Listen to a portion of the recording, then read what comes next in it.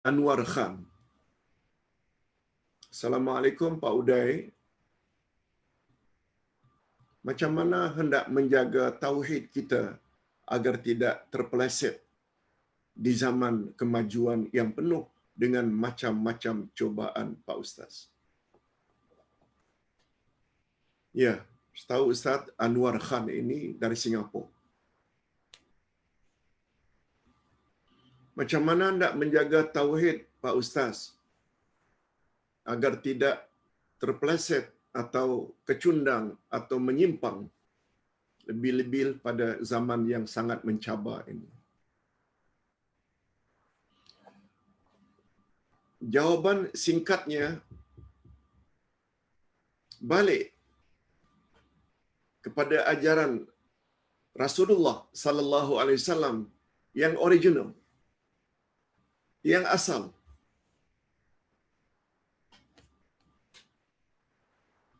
Apa gambaran Ustaz ajaran Rasulullah yang asal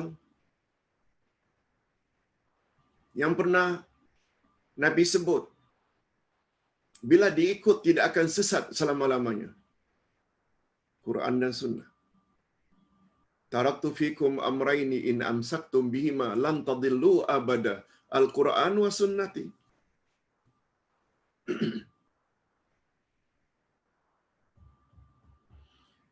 Aku tinggalkan dua perkara untukmu, wahai umat, selagi kamu berpegang teguh, kamu tidak akan sesat selama-lamanya. Quran dan sunnahku.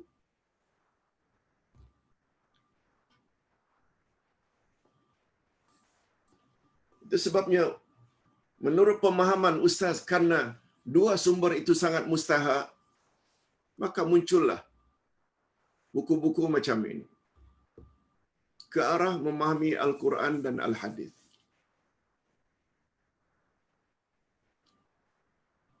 Quran adalah kitab pedoman, panduan. Dibaca saja tak cukup. Kita perlu kepada memahami. Itu sebabnya Ustaz selalu sebut, kewajiban kita terhadap Quran ada 5. Sebagaimana pendapat Dr. Ahmad Asrar, seorang ulama besar dari Pakistan. Pertama, baca Quran, beriman pada Quran, ia kalamullah yang tak boleh dipalsukan hingga kiamat. Iman. Yang kedua, tilawatuhu, baca dengan tajwid yang betul. Kalau tak betul pun belajar. Baru 2. Yang ketiga, al-fahmu bihi, memahami Al-Quran. Faham tafsirannya. Itu sebabnya bagus juga kalau Ustaz sebut, mumpung teringat, esok ada perubahan program kita. Esok hari Jumaat, 11 hari bulan September. Seharusnya paginya sampai 9.30, kemudian 10 sampai jam 11.30, sampai jam 12. Esok ada perubahan atas permintaan Masjid Fatimah, Masjid Tahfiz Fatimah Az-Zahra di Batam, untuk Ustaz beri ceramah, sebab esok pembukaan Pulau Tahfiz. Bukan hanya Masjid Tahfiz, ada Pulau Tahfiz. Esok permulaan untuk mengajar Quran online. Dan ustaz kita di sana telah berhasil menghimpun 1,000 orang yang ingin join belajar Al-Quran online. Jadi esok program Ustaz jam 8.30 Indonesia, kalau kita di sini 9.30, mereka akan bermula awal. Cuma giliran Ustaz 40 minit saja. Yang topiknya diminta Ustaz sampaikan mengapa kita mesti terus mempelajari Al-Quran. Yes. Mengapa kita mesti terus-menerus mempelajari Al-Quran? Esok Ustaz akan jelaskan. Kemudian Pelajaran yang kedua sepatutnya jadi 10, kita ganjak, delay sedikit menjadi 10.30 mulanya esok. Okey, menjawab pertanyaan Anwar Khan dari Singapura tadi.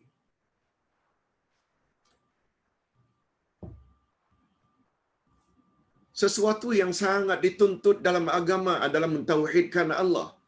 Lawan tauhid adalah syirik.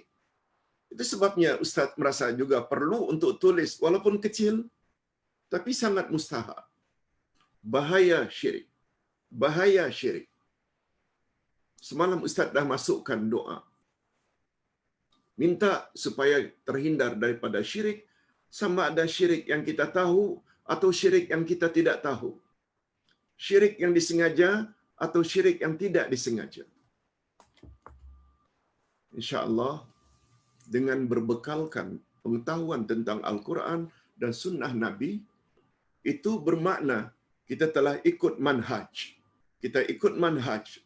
Sistem sebagaimana yang telah ditetapkan oleh Allah Subhanahu Wa Taala melalui lisan Rasulnya. Itu yang dipanggil dengan salafus saleh. Rujukan mereka itu Quran dan Sunnah Nabi. Dan pandangan para sahabat yang muktabar. Ustaz hanya jawab singkat macam itu saja dulu. Nah, teruskan ikuti majlis seumpama ini, insya-Allah. Sedikit demi sedikit akan bertambah. Ingat ya, belajar sesuatu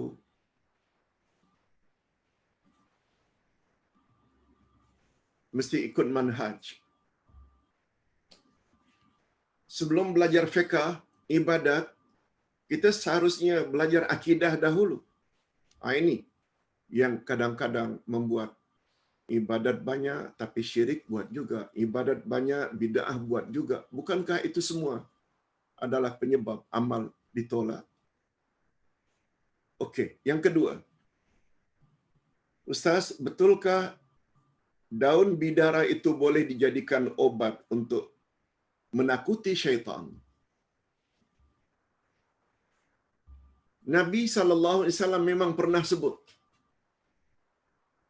Nabi SAW pernah sebut beberapa tumbuh-tumbuhan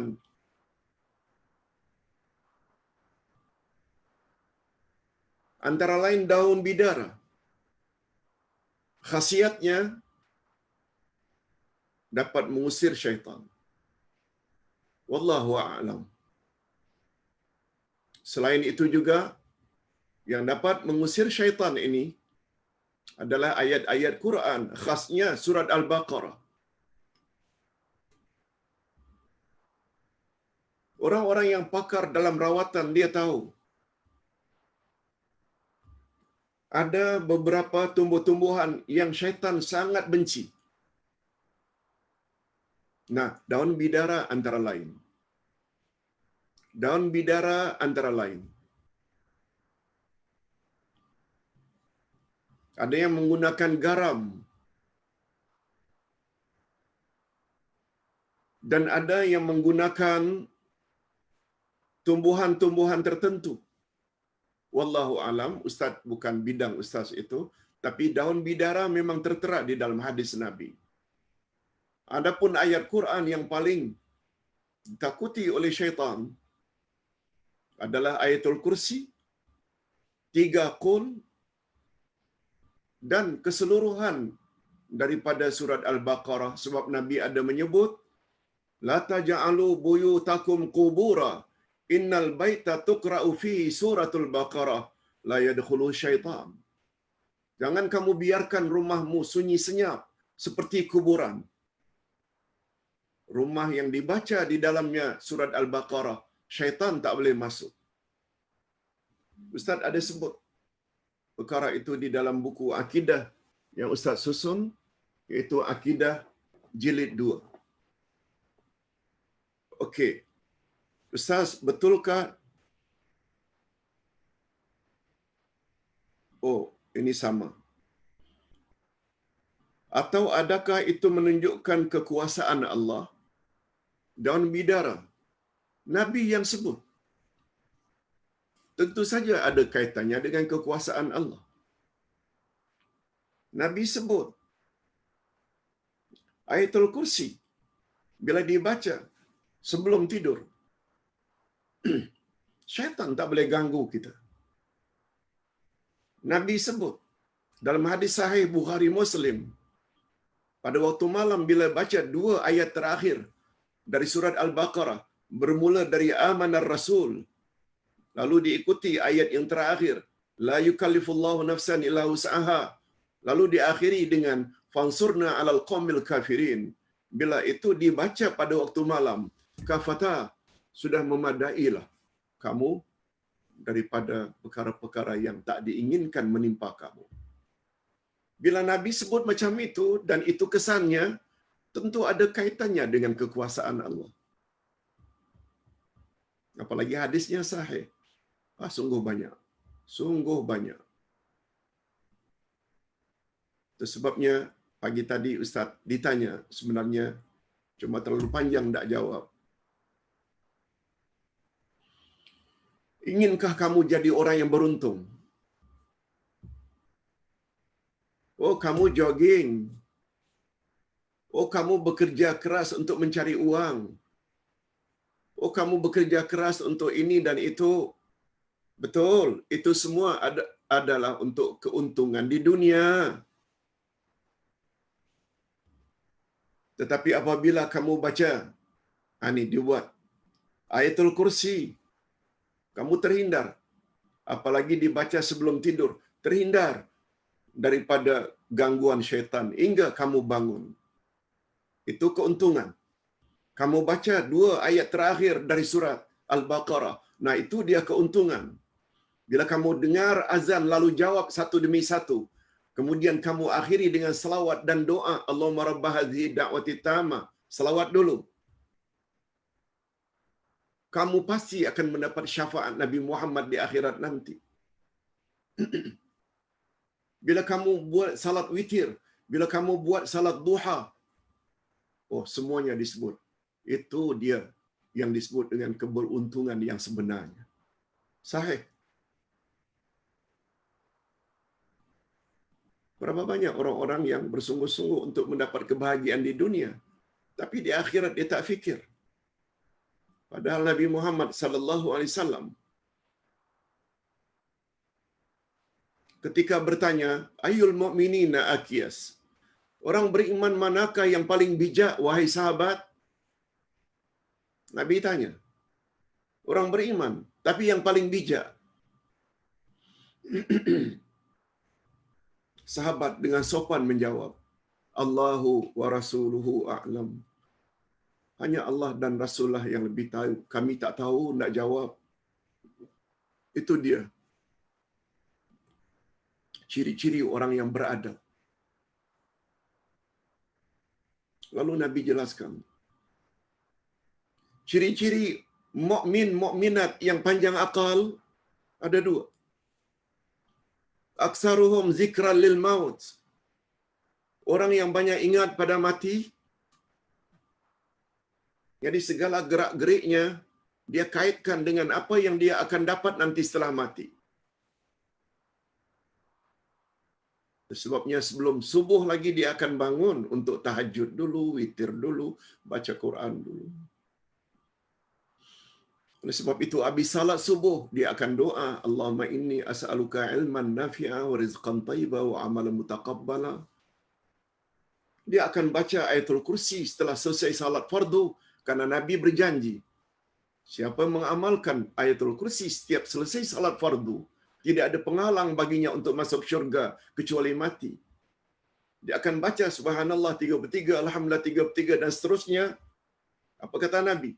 Allah akan hapuskan dosanya walaupun sebanyak buih di atas lautan. Ini maknanya sikap orang yang ingat, banyak ingat mati. Betul tak kematian boleh datang bila-bila masa? Nah, yang kedua pula tanda-tanda orang yang bijak, aksaruhum isti'dadan lima ba'dal maut. Orang yang paling banyak membawa bekal untuk dibawanya setelah mati. Itu sebabnya sejak bangun tidur sampai tidur yang diingatnya dunia saja, maknanya walaupun dia mukmin mukminat tapi kurang akal. Pendek akal. Dunia yang hanya sementara, dia beria-ia sangat. Akhirat bekal tak dibuat. Mafhumnya secara tersirat itu di antara orang yang pendek akal. Yang panjang akal, yang bijak, dia banyak ingat pada mati. Yang kedua, dia senantiasa memperbanyak bekal untuk sesudah mati. Okey. Berikutnya. Assalamualaikum Ustaz. Saya ingin minta penjelasan tentang hubung kait antara tawakal dan bersangka baik pada Allah. Apakah yang patut kita lakukan supaya hati kita senantiasa reda dengan segala ketentuan Allah dan Allah juga reda pada kita? Tadi Ustaz dah sebut dah. Reda Allah ni sangat besar fadilatnya. Ustaz pernah cerita Allah akan mengunjungi syurga lalu bertanya, "Wahai penghuni syurga, apakah yang kamu rasakan ketika berada dalam syurga?" Semua penghuni syurga memuji Allah, bersyukur pada Allah sebab mereka mendapat nikmat di luar jangkauan. Sebagaimana yang Nabi pernah sebut, al-jannatu ma la ainun ra'at wala uzunun sami'at wala khatara fi balil bashar. Syurga itu ialah apa yang matamu tak pernah tengok keindahannya, apa yang telingamu tak pernah dengar kemerduannya, apa yang akalmu tak pernah terlintas. Itu syurga. Itu jawaban penghuni syurga. Lalu Allah tanya, "Hei penghuni syurga, maukah kamu sekalian aku anugerahkan lebih daripada itu semua?"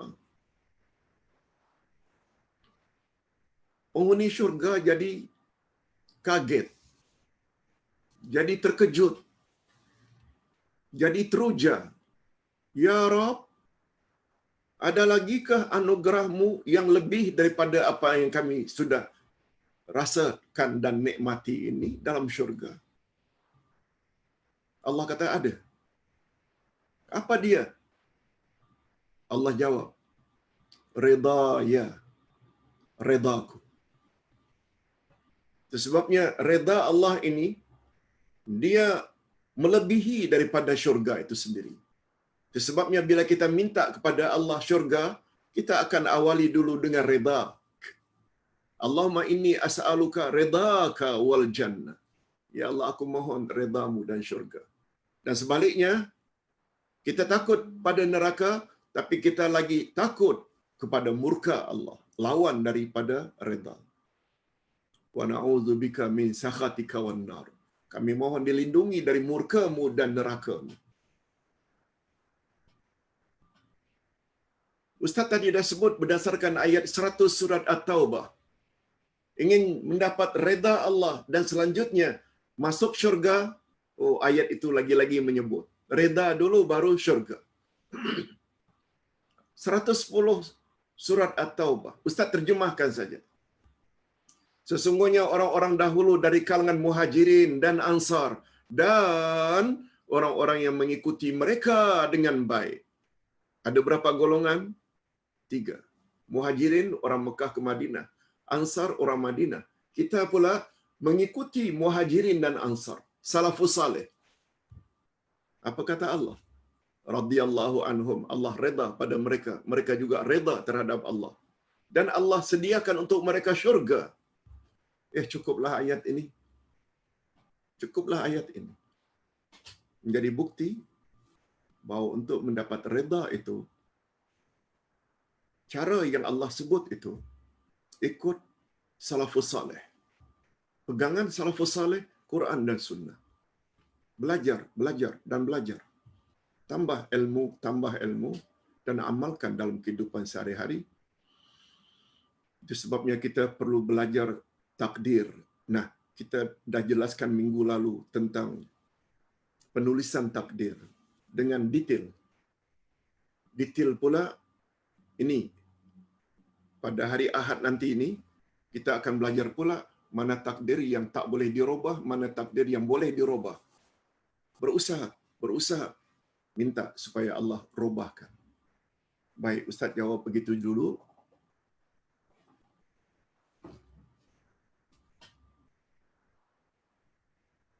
Cuma ada hubungan dengan tawakal tadi. Penjelasan Ustaz tentang tawakal ini, Ustaz kira boleh dan mudah difahami. Apa dia, Pak Ustaz? Tawakal dari perkataan wakil. Wakil maknanya, tawakal pada Allah maknanya berserah diri kepada Allah. Ustaz pernah jelaskan kepada seseorang yang tidak faham makna tawakal. Tapi dengan penjelasan Ustaz, dia akhirnya faham. Macam mana tawakal? Ingat, pertama sekali tawakal termasuk ibadat. Cuma dari jenis ibadat hati. Sabar, takut, ikhlas, tawakal, khauf, takut. Semua itu ibadat hati. Dan bila ibadat, mesti ditujukan hanya kepada Allah, tidak boleh kepada yang lain. Untuk memahami makna tawakal yang sebenar, dengan mudah, kata para ulama, tawakal, waw, kaf, lam itu, yang akhirnya jadi tawakal, berasal dari perkataan wakil. Wakil, dalam bahasa kita, selalu kita gunakan untuk orang yang menjadi wakil kita. Maknanya bagi pihak kita. Dia yang berbuat sesuatu bagi pihak kita. Dia dipanggil wakil.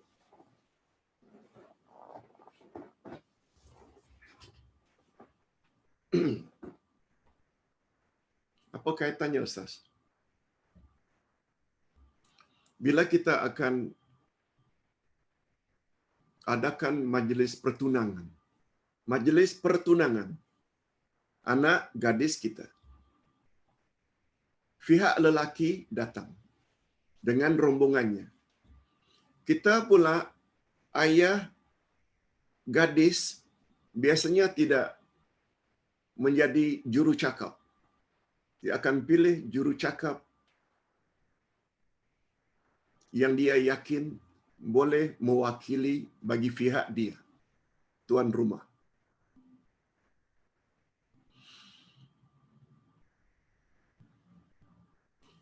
Orang yang kita percayakan untuk menyampaikan hasrat kita kepada rombongan lelaki dipanggil wakil. Kita sebagai tuan rumah cari wakil, mestilah orang yang terkenal dalam masyarakat sebagai orang yang baik akhlaknya, lancar ucapannya, terhormat dia, orang segani. Barangkali dia seorang YB yang biasanya secara relatif adalah orang yang lebih baik, lancar bahasanya, orang terhormat untuk mewakili kita. Lalu ketika dia mewakili kita dengan bahasa yang baik, dengan lancarnya ucapannya, kita merasa tenang. Kita merasa tenang.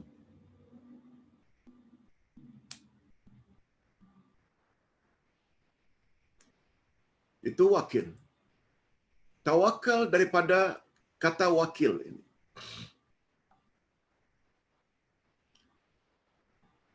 Oleh sebab itu,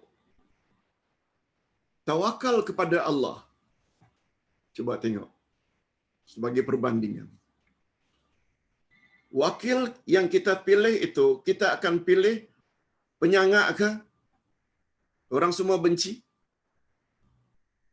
Kita akan pilih wakil kita mewakili kita bagi pihak orang yang gagap ke, yang tidak lancar ucapannya.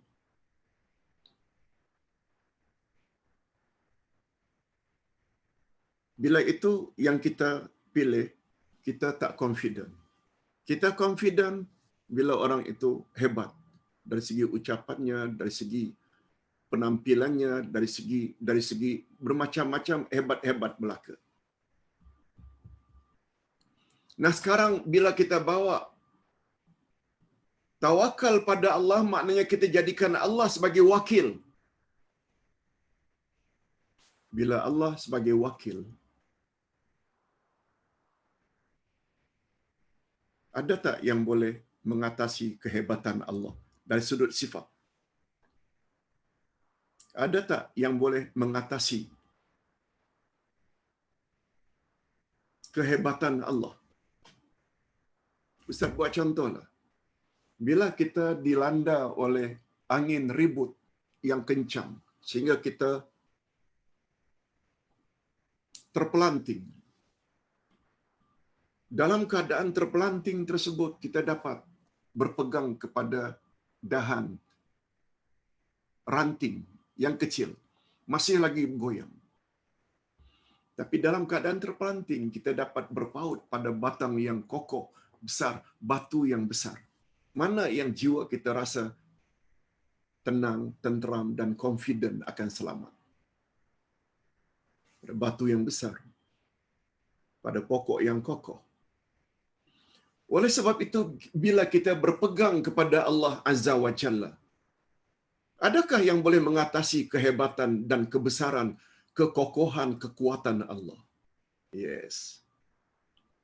Itu sebabnya Nabi Muhammad sallallahu alaihi wasallam dinasihati oleh Allah sendiri. Direct ayat 48 dari surat Al-Ahzab. Apa kata Allah pada Nabi?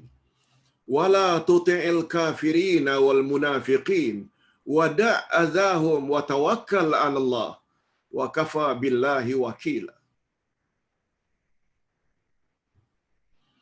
Wahai Muhammad, jangan engkau ikuti kehendak orang kafir dan orang munafik itu. Kafir lain ya, non-Muslim. Munafik ini orang Islam yang tak suka kepada ajaran yang kita bawa. Itu munafik. Kita dah jelaskan kemarin. Munafik itu pada diri seseorang Islam ada, pada luarannya, tapi batinnya macam orang kafir, tak suka pada Islam. Itu orang munafik. Allah kata, wala tuti'il kafirina wal munafiqin. Terhadap dua jenis insan ini, kafir kah dia, munafik kah dia, la tuti'. Jangan kamu patuhi, jangan kamu ikuti kemahuan dan kehendak mereka. Lalu Nabi dinasihati oleh Allah pada ayat yang sama, wada' adzahum. Jangan kamu peduli gangguan mereka. Mereka cakap apapun terhadapmu, jangan hirau. Tapi pada masa yang sama Allah tutup ayat tersebut, wa tawakkal 'ala Allah. Hendaklah kamu bertawakal pada Allah, serah dirimu kepada Allah, berpautlah dengan Allah, bersandarlah kepada Allah. Lalu apa kata Allah? Wa kafa billahi wakila. Cukuplah Allah sebagai pelindung. Setiap pendakwah kebenaran mesti ada sifat ini. Itu sebabnya Ustaz tidak sombong. Apa yang Ustaz rasa benar dalam Quran dan hadis Nabi, sampaikan saja. Orang suka ada, orang benci pun ada, bermacam-macam gelaran orang timpakan pada kita. Tapi mustahak sepertiga akhir malam bangun, mengadu pada Allah. Antara lain doa Nabi Yusuf. Doa Nabi Yaqub. Allahumma inni ashku bathi wa huzni ilaik. Ya Allah, aku mengadu hanya kepada Engkau kesedihanku, kegundahanku. Tolonglah aku. Ini maksudnya wakafa billahi wakila. Cukup Allah sebagai pelindungmu. Kalau Allah dah berjanji akan melindung kita, siapa boleh ganggu? Tak ada siapa boleh ganggu bila Allah dah janji akan protect kita. Wallahu a'lam. Minta maaf, Ummu Atiyah, Ustaz jawab agak panjang sedikit. Safar otai safar. Hai Musa, kami tidak memasuki Palestin. Apa tujuannya itu? Senang saja, Musa suruh masuk Palestin. Allah janji bila kamu masuk, walaupun dalam Palestin itu ada musuh-musuhmu yang gagah perkasa, kamu pasti menang. Ini janji Allah. Apa maksud ucapan itu? Senang saja. Itu jawaban orang degil. Ini yang disebut oleh Allah berkali-kali dalam Al-Quran. Jawaban orang-orang Yahudi terhadap arahan Musa, Sami'na wa asaina. Kami dengar dan kami tolak. Itu ciri-ciri orang yang degil. Inad, dalam bahasa Arab, inad. Sedangkan orang yang sesat, itu jahil. Kata Imam Ibnul Qayyim, degil dan jahil, bodoh, dua-dua sifat yang tidak elok. Tapi bila kita compare antara degil dengan jahil, degil lagi berbahaya. Sebab mereka ada knowledge, tapi tidak mau buat apa yang mereka tahu. Sedangkan sesat pula, mereka berbuat tapi tidak berasaskan ilmu. Hadirin dan hadirat, itu sebabnya kita mesti berusaha untuk jadi siratal mustaqim. Ini golongan pertama yang kita minta. Dan ciri-ciri siratal mustaqim, mereka akan senantiasa berkata, Sami'na, kami dengar, kami himpun dan tambah ilmu, wa ata'na. Dan setakat mana kami dah tahu kebenaran, kami akan taati. Yes, ini cara untuk mendapat siratal mustaqim. Kaum perkasa itu siapa, Ustaz? Nah, ini akan ada pada pembahasan yang akan datang. Golongan itu disebut dengan Kanaan. Kanaan, kaum Kanaan. Kanaan ini orang yang besar-besar dan perkasa. Mereka sangat zalim. Nanti Ustaz akan jelaskan lebih lanjut, tapi gambarannya macam itu. Itu sebabnya Allah sebut bahawa mereka itu adalah musuh-musuh kamu. Nah, terakhir, Amiruddin Alias. Assalamualaikum Ustaz. Saya ada dua pertanyaan. Bolehkah dikatakan kaum Yahudi dahulu itu pengecut walaupun telah janjikan perlindungan daripada Allah Subhanahu wa taala? Yes. Pengecutlah itu jawabannya. Pertama, mungkir janji. Nabi dah janji kepada ketua-ketua kaum tersebut, ketua-ketua suku 12 orang, menyelusup ke dalam Palestin. Tapi dengan syarat, apa yang kamu tengok itu, jangan kamu ceritakan kepada kamu punya suku. Tadi kita dah sebut. 10 daripadanya ceritakan. Itu yang membuat akhirnya mereka punya suku takut. Kecuali 2 tadi. Siapa dia? Yohana, Kalis dan Yohana. Itu pun Nabi Musa tak begitu yakin. Sebagaimana kita jelaskan tadi. Pertama, mungkir janji. Yang kedua, pengecut. Sambil mengatakan, kalau tidak juga masuk Palestin, kamu sajalah, wahai Musa dan Tuhanmu, masuk, perangi mereka, kami akan berada di sini. Confirm. Ini adalah sifat orang yang pengecut, penakut. Yang kedua, betulkah Ustaz, kaum Yahudi tidak dibenarkan memasuki Palestin untuk selama-lamanya? Dan bukan 40 tahun saja. Tadi kita dah sebut, pada peringkat awal 40 tahun itu, mereka berputar-putar. Tapi mereka, bila mereka taati Allah, Allah dah janji dah,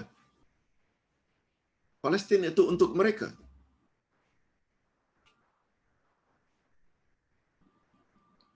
Tetapi mereka diharamkan memiliki atau tinggal di Palestin itu berterus-terusan sebab kedurhakaan mereka berterus-terusan. Apa buktinya, Ustaz?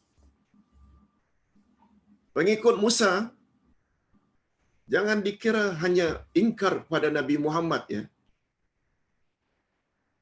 Agama langit ini adalah berakhir bila datang rasul berikutnya.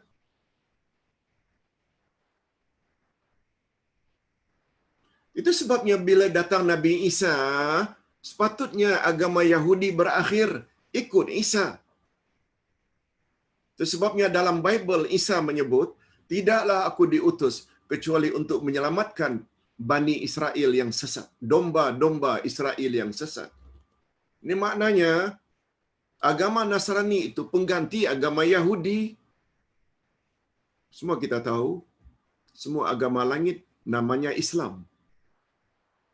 Prinsip agama Islam ada dua. Pertama, mentauhidkan Allah. Yang kedua, ikut Rasul dalam syariat. Oleh sebab itu, Musa dan Isa, ni kita dah jelaskan semalam. Apa Isa kata pada kaumnya. Termasuk Yahudi pengikut Nabi Musa, disampaikan oleh Isa, sembahlah Allah yang Maha Esa. Aku tak pernah kata diriku dan ibuku itu dua Tuhan selain Engkau, ya Allah. Semalam kita dah bahas dah. Sepatutnya Yahudi pengikut Musa ikut Isa. 600 tahun kemudian muncul Nabi Muhammad. Berakhir lagi agama Nasrani Kristian. Ikut agama Nabi Muhammad. Mentauhidkan, tetap mentauhidkan Allah, beribadat hanya kepada Allah, tapi mesti mereka ikut syariat Nabi Muhammad sallallahu alaihi wasallam. Oleh sebab itu, sabda Nabi sallallahu alaihi wasallam dalam hadis sahih riwayat Imam Muslim, ini menguatkan lagi. Tidak ada seorang pun dari kalangan umatku, sama ada dia Yahudi atau Nasrani. Umatku di sini maknanya umat dakwah. Umat Nabi kan ada 3, umat dakwah, umat ijabah dan umat ittiba. Ya, Ustaz ada baca pagi tadi ketika menyelesaikan 50 wasiat. Apa kata Nabi dalam hadis sahih riwayat Imam Muslim? Tidak seorang pun dari kalangan umatku, sama ada dia Yahudi atau Nasrani, dan dia tahu aku telah diutus, lalu mereka enggan menerima ajaranku, dakhalan nar, mereka masuk neraka. Hadis ini menguatkan lagi bahawa setelah Nabi Muhammad diangkat menjadi Rasul, tidak berlaku lagi semua agama, termasuk agama langit, apalagi agama bumi. Hindu, Buddha, Majusi, itu agama bumi, semuanya cancel, mansukh. Itu sebabnya Allah berfirman pada ayat 19 surat Ali Imran, Inna ad-dina indallahil Islam. Sesungguhnya agama yang Allah redha hanya agama Islam. Oleh sebab itu, Yahudi tak terima, bukan hanya Muhammad. Isa pun mereka tak terima. Nasrani, walaupun terima Musa, tapi tak terima Muhammad, semuanya akan masuk neraka. Sebab mereka kafir. Karena kekafiran itu, walaupun mereka tahu Nabi Muhammad adalah Rasul yang terakhir, mereka enggan. Keengganan mereka juga membatalkan Palestin itu untuk mereka. Jangan perasanlah Yahudi bahawa Palestin itu milikmu. Tak apa, walaupun mereka hari ini berkuasa, tapi mereka tidak akan tenang sampai hari kiamat. Sebab Palestin bukan milik mereka. Sebenarnya, Palestin dijanjikan untuk tempat mereka tinggal dengan syarat mereka bila mereka patuh. Kepatuhan bukan hanya terhadap Nabi Musa zaman itu. Terhadap apa yang Nabi Musa sampaikan pada mereka, akan muncul nanti Rasul akhir zaman yang ciri-cirinya macam ini. Mereka tahu. Tapi mereka tidak mau ikut ajaran Nabi Muhammad sallallahu alaihi wasallam. Karena keengganan itu, kesimpulannya mereka tidak layak tinggal di negeri Palestin. Ustaz kira cukup sampai di sini dulu. Apa yang Ustaz termampu, segala yang baik-baik itu datang daripada Allah. Segala silap salah atau terkasar bahasa itu dari kekurangan Ustaz sendiri. Nah, alhamdulillah genap 2 jam. Sekarang 12:02 kita telah sampaikan. Mudah-mudahan setiap hari bila kita tambah ilmu-ilmu yang berasaskan Quran dan Sunnah, insya-Allah kita akan mendapat husnul khatimah. Amin ya rabbal alamin. Wabillahi taufiq wal hidayah. Wassalamualaikum warahmatullahi wabarakatuh.